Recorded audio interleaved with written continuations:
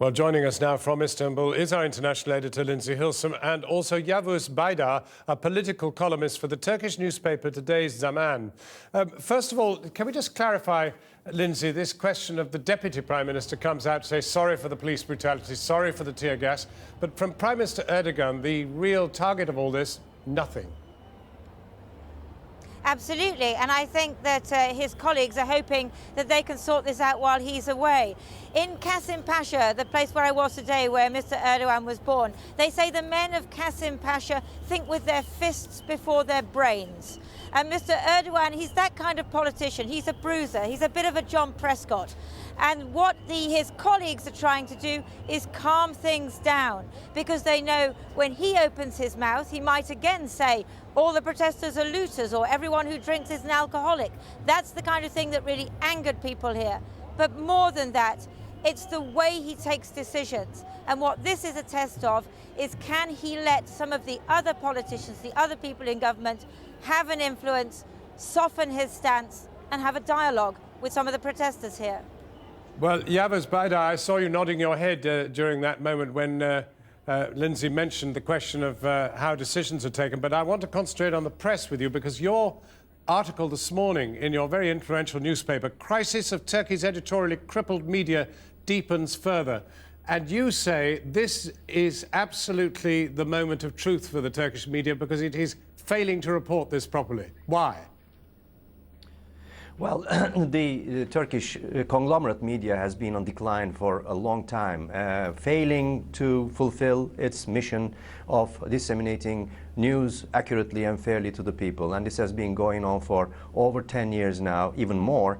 But lately it has become more visible and audible for the public that it was being censored and also forced to self-censorship because of proprietor control over the editorial content. As we know, as of today, there's almost no editorial independence in conglomerate media. And this was very visible at the night of May 31, when the major private TV channels, apart from the state-run TRT, failed completely and ignored completely whatever was happening on their, beyond their thresholds, because some of the buildings were very close to Taksim Square, and they were broadcasting programs like on medicine, schizophrenia, or documentaries about Indian Ocean, etc., etc. I think this was the first time Istanbul's public realized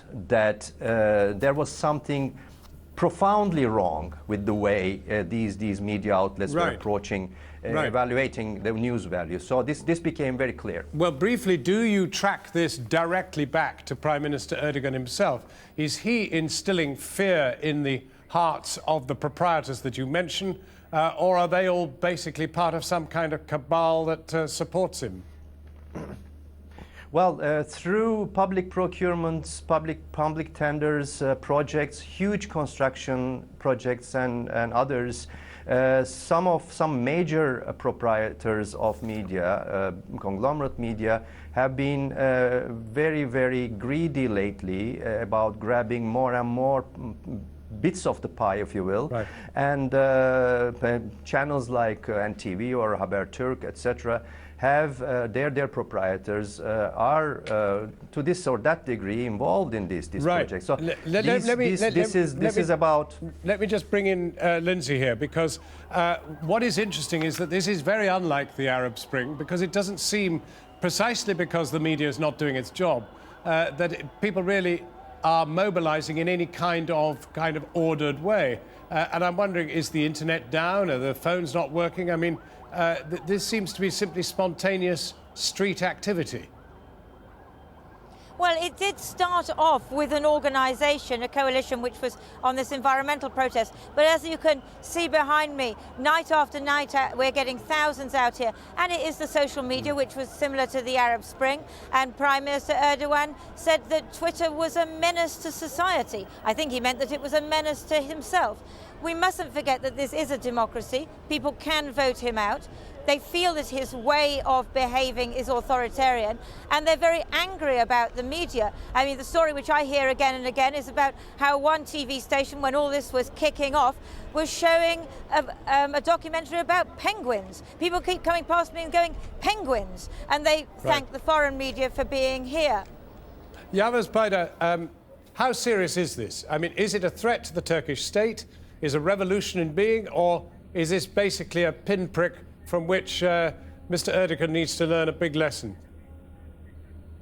Well, most of you remember the incident at Davos and Erdogan leaving the scene angry to Shimon Peres after saying 1 minute to try to talk. I think this was Istanbul youngsters' way of saying 1 minute, just a minute to Erdogan. It was about human dignity, about expecting respect, about expecting the way to be treated as they are, whoever they are, Islamist or not, secular, liberal, etc., etc. This is about a new generation of people. If you look at the Taksim Square, you will see exclusively Erdogan generation, what I call Erdogan generation. Those who are born after Erdogan becoming a leader, powerful leader, first as mayor of Greater Istanbul and then prime minister. Right. Those kids have grown with Erdogan, and that's why this is a generation who are now showing signs of fatigue with this powerful leader also. So this is like a Thatcher syndrome, Kohl syndrome, or maybe